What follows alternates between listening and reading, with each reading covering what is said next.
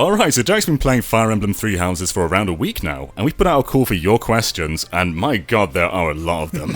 So, Derek, are you ready to go through some of these questions? I believe so. Alright, let's start off with Dark Throwback, who says, how are the map conditions in this game? Conditions like escape, defense, and survival. Are there just as many as certain other games in the series like Path of Radiance or Radiant Dawn? Some new stuff, or is it all just the usual?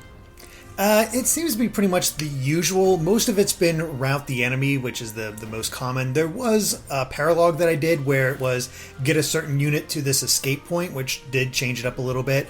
And there's others where it's defeat the leader and stuff like that. I haven't had any capture this point yet. But there have been others that have like special conditions. Like I did this special skirmish between the houses, and you actually fought the other two houses at the same time, but there was an extra condition where if you defeated more units than the other houses and won, then you would actually get a special item. So there's special things like that you can do and focus on, but for the most part it's been mostly route the enemy with nothing too new or different. I think there's the biggest curve to that is like there is a very powerful enemy at one point, and you can try to take them down and defeat them and win right away, or you could take out every other unit on the map. I ended up going for every other unit on the map because he was much, much stronger than me. He's definitely the most powerful unit I've come across, because otherwise the game hasn't been that difficult. It's also worth noting our playthrough is a work in progress, so maybe later I'm on only there'll in be the more first conditions. 8 chapters and only just now started getting the paralogs, so yeah.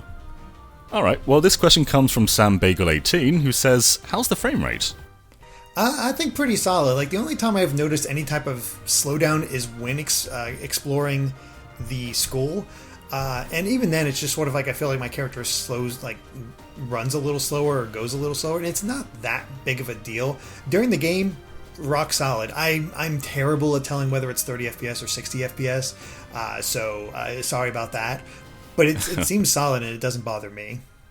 I'd imagine it's a 30, but yeah, I did notice a couple of dips in your video about looking over the school. So, yeah. But at Eric Adub says, is there a quick way of leveling up your units if you're in a hurry? There's an auto instruct option. If you want to like focus on their stats, you can just like set what they're going to go for, and you'll auto like raise them in those lines.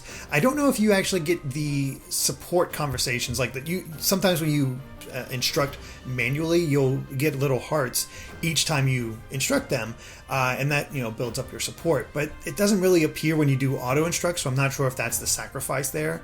Not 100% positive, but as far as ways to level up your characters quickly, not really. I mean, you have the skirmishes that you can do, and some of them like cost a unit of time. Others you can just do repeatedly if you really want to just power level them, even though you'll eventually reach a plateau and it's not exactly necessary. I think there might be an auto battle option, but I've never used it because I just like being more hands-on with that sort of thing. So you might be able to get to a point where you can just keep doing that same mission, put on auto battle, and let them have at it. This question might be a bit tricky to answer because it's kind of specific, but Otaku Life says, how many different classes are there, and are they weapon locked? There are quite a few classes. Everybody starts out as either a commoner or a noble, and then there are about 3 or 4 after that, and then you get about 8 or 10 after that, and then they split off into another about 8 or 10 that expand from there, maybe a little bit more, and then you have a couple master classes. So I'd say there's probably around 30 or so. I could, I'd have to boot up the actual game and really look to be able to say for sure, but there's definitely at least 30 or so classes, and they clearly tell you like you need to have these skills at this point in order to do it, and if you manage to get them, you can get always pass your class. And they'll also have others where it's like you only have a 75% chance of getting this class. And I was like, you know what, I'm going to try to do this, and I did a bit of save scumming to try to retake the course over and over again. Restarted about 5 or 6 times, never passed despite like a 68% chance. And so I'm like, I'm not sure if it's always going to be that way, or it's what happens with it, but it's just easiest to just go for 100% chance of actually passing your course, so you can change your class, and then you can reclass to whatever you want anytime you want. As far as weapon locks, like if you make a mage and their focus is on magic, you can still give them swords, lances, bows and arrows, whatever, and they'll be able to use them, but they'll have to raise up those stats as well in order to use the better ones. So yeah, you can have your mage wield an iron lance, but they won't be able to give you steel lances until they reach the appropriate level, letter grade for that. So really, it really is that customizable where you can just adjust them however you want at any time. Mm-hmm. So there's a ton of different classes. Gentleman Gamer says, how does the soundtrack stack up to other games in the franchise? This is a really good one, I think. There's some tracks in there I just hear for the first time and just really enjoyed it. And in our preview, they have a sound test functionality for every time you unlock a song, you can have it play. And I made sure to put some of the Fire Emblem Three Houses music in the background so you can hear a few of the songs. Some of the ones that I thought were pretty good. And there's just, there's some really solid songs going on there. I actually encountered a new one the other day after doing our preview discussion. And it blew me away. It's hard to say like outright, because I think Fire Emblem Echoes right now has one of my favorite Fire Emblem soundtracks. And I don't think it's ever reached quite the height of those tracks, but I think it can get there because there are some really solid ones even this early on. Wow. I'm actually going to pile on my question on top of this. Is it orchestrated, or are they going with MIDI tracks for this? I'm terrible at this sort of thing. I think it's orchestrated. I think it is. Okay. Well, actually, I want to apologize for any names I mispronounce as well. No Umbi says, how many students from other houses can you recruit into one that you choose, and is it hard? You can, I think, recruit all but 2 or 3 students from each class. So there's, you can't recruit the other house leaders, of course. So you're not going to get Dimitri or Claude in your class. But they also have 1 or 2 other characters that are really dedicated to them, and they just will not leave that class. So that leaves about 6 or 7 that you can recruit onto your side. And I have not successfully done it yet. I haven't checked recently. I've been focusing on one character named Leonie that I was like, okay, I'm going to go with her and try to recruit her. And even though I have my lance skill up to a C at this point, I haven't been able to recruit her. I haven't also checked it since I got to that C, but I know before that I just haven't got to that point because she valued lance skills and a high strength.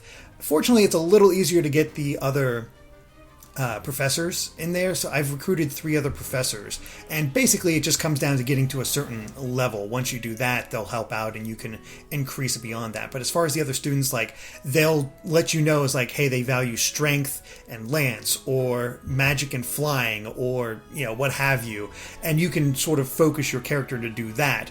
To get everybody, you're really going to have to either power level or something like that, but I don't know if it's entirely possible to do that without investing some major time into just raising all of your stats. And honestly, I like focusing on just a small group anyway, and it's kind of worked out. All right, well, Brian Fernandez says, how user-friendly would you say this game is to someone who hasn't played a ton of Fire Emblem? He's only played a bit of Fates. I enjoy strategy RPGs, but never took the time to play any other Fire Emblem games. The persona aspect is is taking place with the school setting is very appealing. I think this is one of the most accessible Fire Emblem games out there. You don't have to worry about the weapon triangle, so the strategy is kept to a pretty manageable state. You can customize however you want, but there's also ways to just kind of automate that so you don't have to really worry about if it's just too much for you, or you just need to wait until you get a grasp on what you want to do with the character. And you can easily take the time to learn about the characters and just really get invested with the story rather than the here's a mission of prior Fire Emblem games. And so I think it's very approachable compared to the past, and the tactics aren't too complex. They're definitely eased up a little from previous games. I've never had to really think too much. And then in addition to that, there's also, of course, the casual mode returns if you want. So if you lose a unit, they'll just come back. You don't have to worry about that. There's also the rewind function again, and you can, if you make a mistake and you lose a unit, you can just rewind and try to fix that mistake and adjust from there. So there's a lot of ways to make this as easy to get into as possible. And I think this is probably one of the most approachable Fire Emblem games we've had in a while. Awesome. All right, well, Rob Lawlaw says, apparently the romance options are much more expanded in this game, i.e. male or female units can be romanced regardless of Byleth's gender. But can we get a confirmation of this? I have not reached the point yet where I can actually experience this. I don't know if units react with each other like in that way or not. I did notice that among all of my other characters, I didn't see any S ranks with anybody, so it seemed like only your character Byleth, as the canon name is referred to, can get any S ranks, and it's not with every character even. But I did notice that there are S ranks with some male characters, and I don't know if that means it's a romance or you can just become really good friends. The highest I've gotten with anybody so far is just a B, so I'm still working my way up there to try to obtain that. So I'm not fully sure about how expansive the romance options are, but if S rank indicates romance, then yes, it very much can. There's options for either gender. And I did see an interaction with one of the paralogs between two of the girls, where interrupting some sort of marriage proposal, things going wrong with the guy that was trying to have her hand in marriage was kind of shady. And afterwards they had this bit where they it's like, I should just marry you, and it's like, oh, I'm down for that. That sort of thing. And it's kind of played off as a joke, but also kind of not. So I'm like, I wonder what's going on there. So I do think the options for the main character are pretty wide, it seems. This is a very popular question, by the way. Yeah, I've seen that article go around, and unfortunately I can't answer it because I've not gotten to that point. But if an S rank does indicate romance, then yes. All right. Bradley Window says, is Byleth a mute, semi-mute protagonist, or does he speak in cutscenes and support conversations? The only time Byleth speaks is when you level up or change class. You have dialogue options that you can put out there, but he never speaks them. And you only ever hear him through the usual grunts during combat, or again the level up quotes, or the changing a class quote when you go to a cavalier, for example, just to put that out there. But yeah, he definitely has the least amount of dialogue of any character.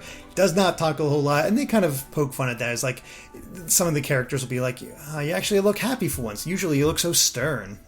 And just, he doesn't talk a lot, and it kind of sucks because it feels like it's an opportunity to have him talk more, because you can't customize how he looks. You have either the male or female option. That's it. Mm-hmm. Well, we have John with a H over here, John M. Kaufman, I think it is, who says, how are supports handled? Are there still pair-ups? No, you cannot pair up any students anymore. Not in the same way, where you can just have them team up and be on the same space and work together towards that. That is not in Three Houses at all. It's replaced by the adjutant system. So once you get to a C rank, Professor C rank, in the overworld, you'll be able to start having adjutants. And you only start out with one, but what that allows you to do is you can take 10 units into battle typically. There's other missions where it's not quite that many, but typically you can have about 10. And let's say you have 11, but you have a spot open for an adjutant. So you can actually have that extra character join up with one of the other characters and help them out and get the extra experience and sort of give that permanent increase thanks to their support. Otherwise, it kind of works like previous games, where just the higher level support you have with a character, the more they have a bonus for your accuracy or avoidance or stuff like that. And the great thing is that the way you have them lined up during battle, you can actually have hearts pop up over like 5 different characters depending on how they're situated, and really increase those supports. I don't have a lot of B level supports, but I have Byleth at a C rank and everybody else with a C rank with each other pretty quickly. So it should be pretty manageable to get everybody up to a higher support. But no, you cannot pair up in this game in the traditional sense as Awakening or Fates. Okay, well, Exhausted Lucina has two rather quick questions. The first one is, what difficulty did you play on, and how would you compare it to the 3DS entries? And the second question is, can you give the Byleth another name, or is that default name locked in? Okay, so I actually went with the normal difficulty rather than the hard difficulty, just because you never know what you're going to get into with normal and hard with Fire Emblem. I was cocky back in the Fire Emblem Awakening days and went for hard because it was, like I said, for experienced Fire Emblem players, and just got my butt kicked constantly. So I went for normal this time, but I did leave it so I have the permadeath is on, so I'd have to restart if I did lose a character, just because I'm used to that with Fire Emblem. So it's never had an issue. So to this point, I think I've lost a character once just because of a bad mistake early on, and I was able to rewind and take care of that, thankfully. As far as the Byleth's name, you can rename him to whatever. The other characters always refer to him as just in general or as Professor, so it kind of allows you to just name them whatever. I'm not sure this is a serious question, but Spammaker 2 says, how many anime sword fighters does it have? I'm guessing a lot. All of them, because you can give every single one of them a sword if you want. So, yeah, every single character. Alright, well, on to a more serious question from Ryan Geever. No spoilers, of course, but in general, how are the maps compared to Awakening, Fates, Echoes, 9 and 10? Are there plenty of different map objectives other than just... We kind of covered that one, but just in general, how are the maps? They seem to have a decent amount of variety. Right now, I think I'm still early enough in that it's not changed up too much. I've had a lot of fields and whatnot. I had one take place in a town. There was a paralogue that took place within like a volcanic area where you had to watch out for lava flows. If you stop there, your stats would be terrible and you'd take damage. So it does change that up. But as far as typical, it's very much early on, and I don't know if I consider them that exciting yet. But again, I feel like I'm still very early in the game, despite putting in 20 hours. Like, I'm only in Chapter 8. So to compare it to the other early chapters for other Fire Emblem games, it's about standard. I will say it doesn't have the multi-levels that you saw like early on with like Fire Emblem Awakening, where you're kind of climbing up a mountain. It's just kind of big open areas for now with tree covers to take and a few places to heal up or stuff like that. It's nothing too crazy yet, but I'm holding off judgment to see how it all comes together as I get farther into the game. Alright, well, Batman X98YT says, how many cutscenes are there? And of course you haven't finished the game yet, so we can't tell exactly how many there are in total, but I think he probably means how frequent are they? They're pretty frequent. I'm guessing he's talking about animated cutscenes like we had with the opening, because... Yeah, most likely. Yeah, there's a lot of interactions between the characters, between chapters and all that. But as far as like animated cutscenes, I think I've reached about 5 or 6, which is a healthy amount for this early in the game. They highlight big events for the most part, and at the start of each chapter they go over this little history of Fodlan, talking about what they do for each month and the history of the winter is coming in and you have to prepare for the prepare the fields or however you have it. And you have this little scene that fills in like this old stained glass window type painting depicting that. And, it's not much of a cutscene, but, you get that little bit of history, and it really is all about the world building with this. And the other major cutscenes are just sort of like, hey, here's a big event and we're depicting it this time. And there's some good stuff in there. I'd say of the 8 chapters I've had about 5 or 6, and it seems pretty common enough. Okay, well, the Pontus Anderson says, are there any recruitable units on the maps? Some of my favourite characters are those who are originally from the enemy army, and seeing how many characters are from each house and the monastery makes me think there are none. Is that the case? From what I can tell, as of right now, there doesn't seem to be any way to recruit enemies. Let's put it this way. There's a option to look at the supports and rewatch support conversations in the main menu. And when I looked through that, I pretty much recognized every single name outside of a few, and I've already this early in, and I've kind of met some of the characters that whose names I did not recognize. So I'm pretty sure you're not going to be able to recruit anybody from the enemy side. Everybody is within the school, so you won't have that aspect. Mm-hmm. Alright, well, Jonathan Higgins seems curious about the story. He says, I love the first few localized Fire Emblems for their writing. The strongest narrative of all, I feel, is the story told in the two Radiance games. Relative to those, the stories told in Awakening and Fates disappointed me. Does Three Houses have merit based solely on its story? This is probably one of my favorite Fire Emblem stories so far. The funny thing is, it hasn't revealed much, but it keeps planting mysteries, and so I can't fully tell whether or not it's like matching some of those older games. Like Path of Radiance has a really good story, I feel, but it's also less mystery based. You're just always working towards a goal, and you kind of have that a lot with other Fire Emblems too. It's like Dispose King, working towards getting to that point, and here's the obstacles in the way. And that's not really the case in Three Houses. Instead, you're going through the school year, and this uprising is happening. Why is that happening? Or this thing happened. Why did that happen? Or, hey, there's something weird going on with your dad. Don't know what it is. There's no indication, and I'm not going to go any further into that, but there's weird things about that. Also, there's some weird things about you that you don't quite understand when people ask about it. And there's all these little seeds that could be really interesting. Even like I picked Edelgard's house, and every so often you'll get these conversations where she kind of refers to what she's working toward, and you don't really get the full story of it. Even when you're introduced to the leaders of the three houses, there's this little bit that says, like, this, like Claude, he always has a smile on his face, but that smile doesn't seem to stretch to his eyes, that kind of thing. It's like there's always something a little darker with each of the houses, and I like that sense of mystery, that sense of discovery that you want to go through, and the characterization is pretty solid.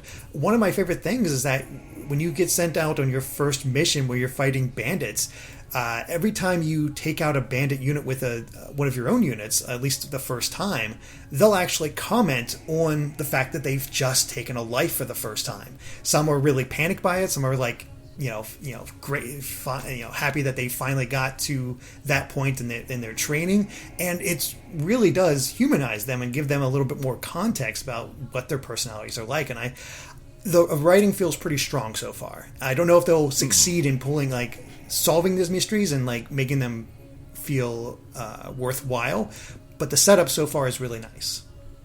Awesome. Well, Meme Tender, we may have actually answered this in our Amiibo video, but how many Amiibo are compatible with the game? Every single Amiibo is compatible with the game. It's the Fire Emblem Amiibo that gets you extra stuff. So every single Amiibo, as we demonstrated with a video we just posted not too long ago, at least when we're recording this, will unlock special items around the Amiibo gazebo in the school.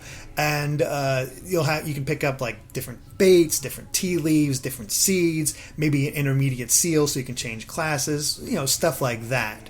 And even just scanning it once, they'll just appear on their own, and you can get them that way. I've only scanned 3 Amiibo so far, all of them Fire Emblem, and yeah, they just keep appearing every time I walk by the Amiibo gazebo. It's kind of funny that way. But as for the Fire Emblem Amiibo themselves, they unlock pieces of music that you can change for when you do skirmishes.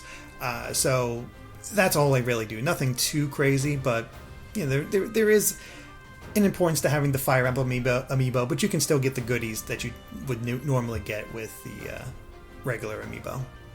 Mm-hmm. Oh, David Slinger has one question here. It says, what character do you think will be in the next Super Smash Bros.?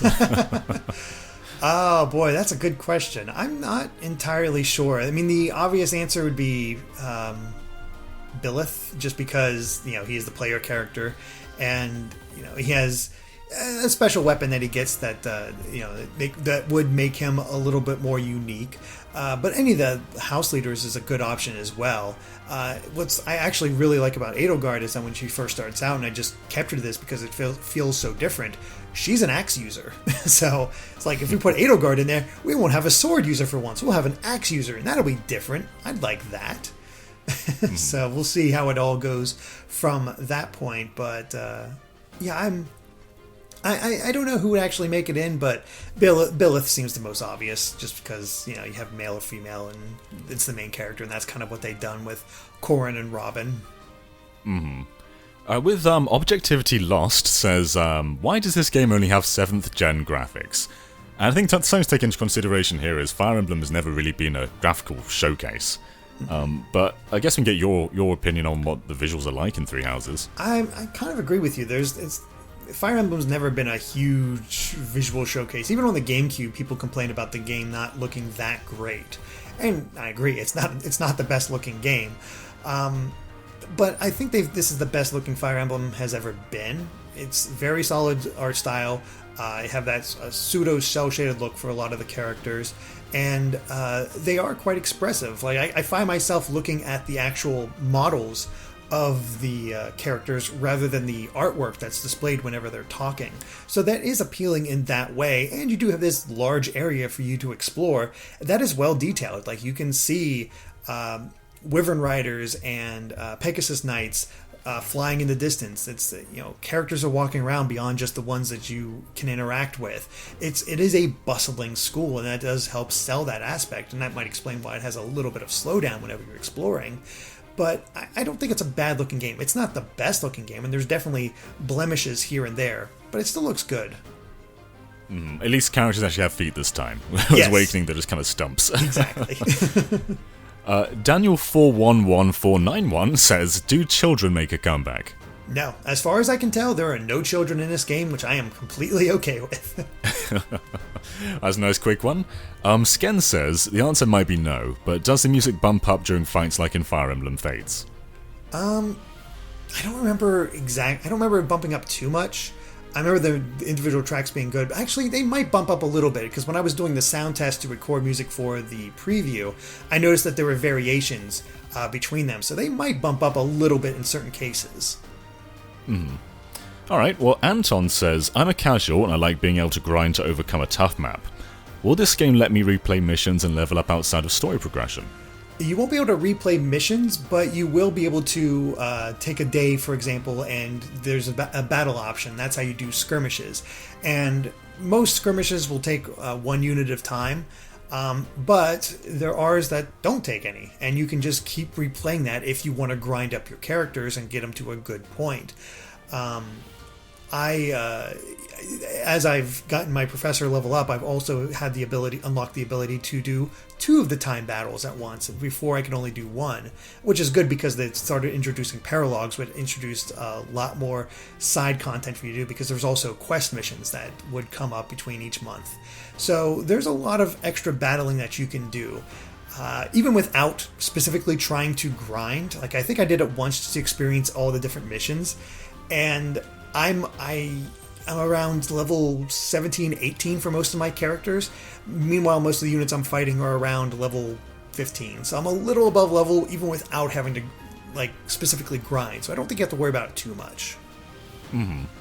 Okay, you may not know the answer to this one here, because this is a very big game, of course. But Soulstar says, what are the online features here? I heard there's no online multiplayer, but are there any other features? There are actually. It actually, once again, kind of pulls from Persona 5 in this case, because they'll show you the calendar, and it's like, okay, for this day off, you can go explore and talk to everybody, or you can do a battle, or you can hold a seminar where other teachers teach both you and your students different specialities. Or you can just rest or whatever, and they'll actually have a percentage showing what everybody else chose to do. And you can sort of base your decisions on what everybody else did.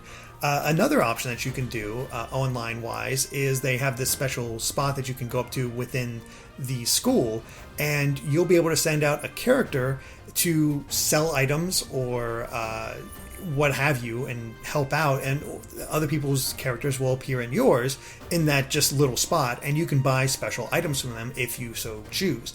I don't find it extremely useful, but it is there as an option to perhaps help out. So that's kind of the breadth of the online mode. But I do enjoy the aspect of hey, here's what everybody else did. I even show stats of here's the characters everybody else chose for this month. And they'll have a ranking of everybody. So. This question seems quite popular because there's two identical ones right next to each other, but this one's from Vic, who says, is Anna playable? Or Anna? You know what? I've not encountered Anna at all, which is weird. Maybe she'll come up after the time skip, but Anna has not appeared. Interesting. Yeah. Okay. For those wondering, Anna's kind of like the Cid of this game. There's a version of Anna in just about every Fire Emblem. And yeah, she hasn't appeared yet. Maybe she's just hiding somewhere. Well, Spicy Haminator says, if there's no weapon triangle, is there weapon advantages and disadvantages? For example, bows doing more damage to flying units. Yes, there are actually. Bows will still do more damage to flying units.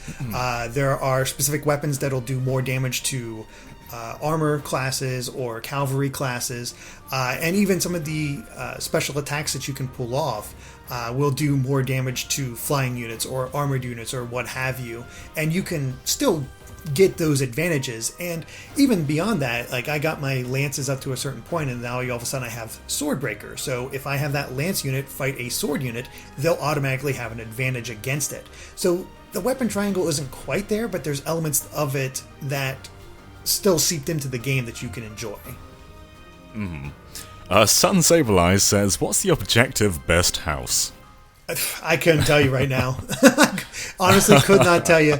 I don't even know who the other people who've done, have the game yet, what houses they chose. I know I chose Edelgard, of course, but I don't know if everybody chose that or some people pick Claude or whatnot. I was tempted to pick Claude because I had a feeling everybody was going to pick Edelgard, but I went with my gut of who I wanted to encounter the first, and I've enjoyed my choice.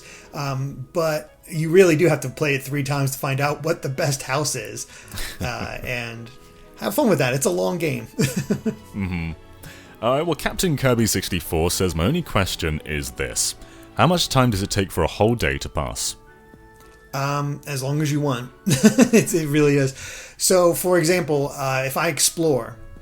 Well, actually, it's hard to do that because the thing you have to understand is, like, even though it's a month, you're really only spending 8 of those days around about actually doing something. Half of them are actually instructing your students, which you could just have them do automatically if you already have everything set up and you don't want to worry about it, or you don't want to spend the time, and it'll immediately just pass through those and you'll get the bonuses from what you've already set before. The other 4 days are dedicated to what I listed before, where it's exploring the school or doing battles or doing instructions from other teachers or just having a rest. And like for the example of instructions and resting, they'll pass by without any worries whatsoever.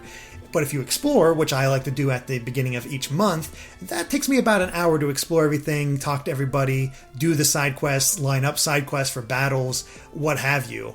But you could also, you don't have to talk to everybody. If you just want to get some benefits, like cook some things or go fishing or what have you, you can easily get it done within 10, 15 minutes or less, depending on what you want to do. And then with battles, they'll take a little longer because, they're battles, and you can do as many as you want, depending on what you choose. So it really is up to the player. But for me, the way I've been playing, it takes about 3 hours per month to get through, that month. Okay. Well, Omar Watt says, does this game have multiple save files? I'd like that so I can pick it in a different house and not have to delete my save file. I believe, I didn't count specifically, but based on what I saw, I think there's about 10 different save files. Okay. I guess you can always use different Switch profiles too if you blow past that. But, yeah, exactly. But there's about 10, and there's an auto-save function that always has that above, so if you have any issues, that's there.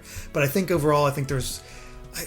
I can't remember specifically, but there's definitely a decent amount of save files that you won't have to worry about it too much. Okay, well, Sora Solid X says, can you customize the protagonist character? No. The best you can do, like when you go to set up your character, you choose male or female, you choose a name, and then you choose a birthday, and that's really about it. And I'm not exactly sure what the birthday does. I'm sure it affects stats or what you're specialized in or something like that, but yeah, I'm not positive on that one. Okay. Noah Ross says, how good is the dubbing? It's really good. There's a lot of really solid voice actors in here. I believe I know one of the characters is played by Ben Diskin. One of the other characters, I think Bernadetta, is played by the Gretzko's voice actress who plays Retzko. So she's in there. You'll like this. Sothis is played by the same woman who played Morgana in Oh, hell Persona. yeah. So there's that. It's a high quality voice cast. These are really good guys. I've heard Kyle Hebert, who played I forget, blanking on his name, but he was the one in Awakening who said pick a god and pray. He's only been a couple like side characters and extras, but for the most part, like, this is a very solid voice cast. I don't see any weaknesses anywhere. That sounds good. Titus Malavio? Sorry, I probably got your name completely wrong there. If you're allowed to say, how soon in the game does the time skip occur? And obviously you've not made it to that point yet, but I guess we can just say where you are at the moment. Yeah, I'm just I'm getting ready to go to the Chapter 8 battle. I'm just preparing for all that. And I believe there is... I think you get through one full school year. So the first 12 chapters are dedicated to the school, and then the time skip happens. But I don't know exactly what occurs with that time skip or how it gets set up. So I'll be curious. Ultima Black Mage says, as a person who isn't a fan of Persona games, can I skip the Persona style stuff in the game and just play through the main story and combat missions? Yep, absolutely. You might find yourself like not having the best support units with that, but I don't think that'll make anything that much harder. So I think you could easily just blow through all that, not worry about all the extras, and still be able to enjoy the game. You might miss out on a little bit of the world building or character relations and stuff like that, but it's not necessary.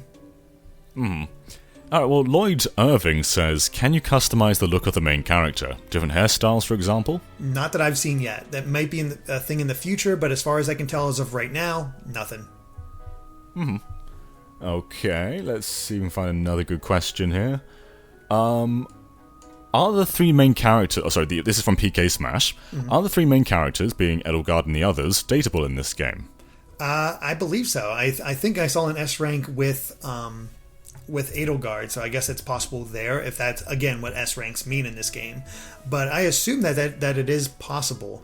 I don't know if you can date Dimitri or Claude when you're a male. I'm not sure, especially since they're not on my team, so I can't look at their, supports or anything like that. So I'm not positive on that one, but I'm pretty sure at the very least I could date Edelgard if I wanted to. Okay.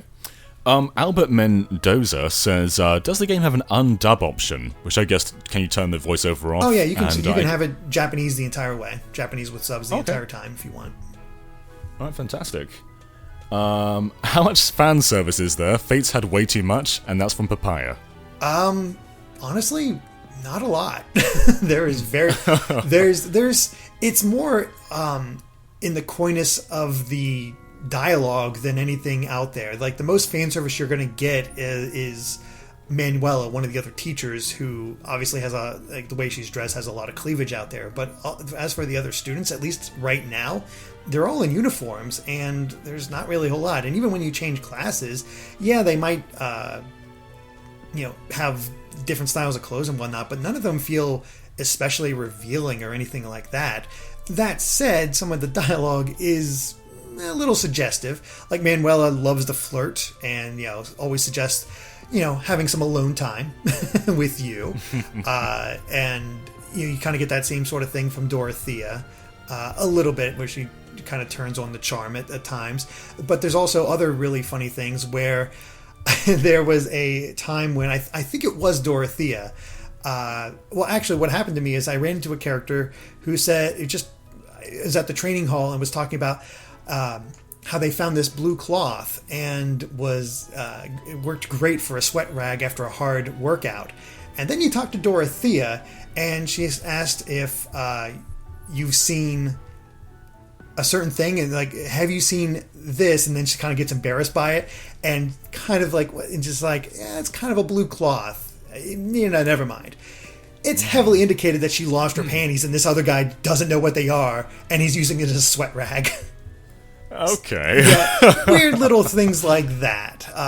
Again, it's nothing too out there or risque, in my opinion, but jokey little silly things like that, and not outright fan service, like rubbing other characters. Like the best you'll get is you can have tea with them, and if you do really well, you can actually adjust the camera and look around the character and see them that way.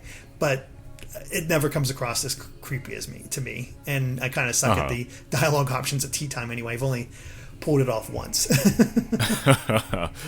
All right, well, the Pretty Skies says, is the game overwhelming? Are you given time to get to grips with all the aspects of the game, like the school life and activity points, or is it thrown at you like a ton of bricks?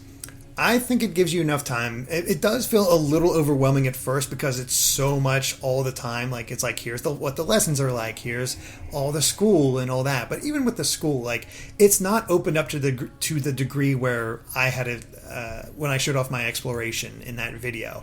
It's very limited at first. It gradually opens up as you get farther in the game, and you get adjusted to each one. And the other way they help you adjust is they'll give you a side quest. If you do that side quest, it's like, okay, here's what you do in order to do fishing or gardening or advice giving, stuff like that.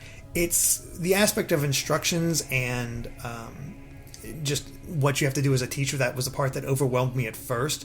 But by the second chapter, I kind of had it all down. It was just, it felt like it was going to be overwhelming, but when you really got into it, it's like, okay, you just sort of have to choose how you want your students to progress and go from there. And I guess that might be the overwhelming part. But again, if that's overwhelming to you, just stick with what they already have, which is kind of what I did, other than a few adjustments here and there, and you should have no problem. I've been going for a little while now, so I'll probably do 2 more questions. From Maple Mudkip, are there any limitations on magic? Can any class utilize it, and how is it with regular weapons or restricted to magic-centric classes such as monks and priests? See, I'm not sure about that one entirely. So magic, as I said in the preview, is kind of different this time around, where you don't actually buy tomes and use them in the same way as weapons.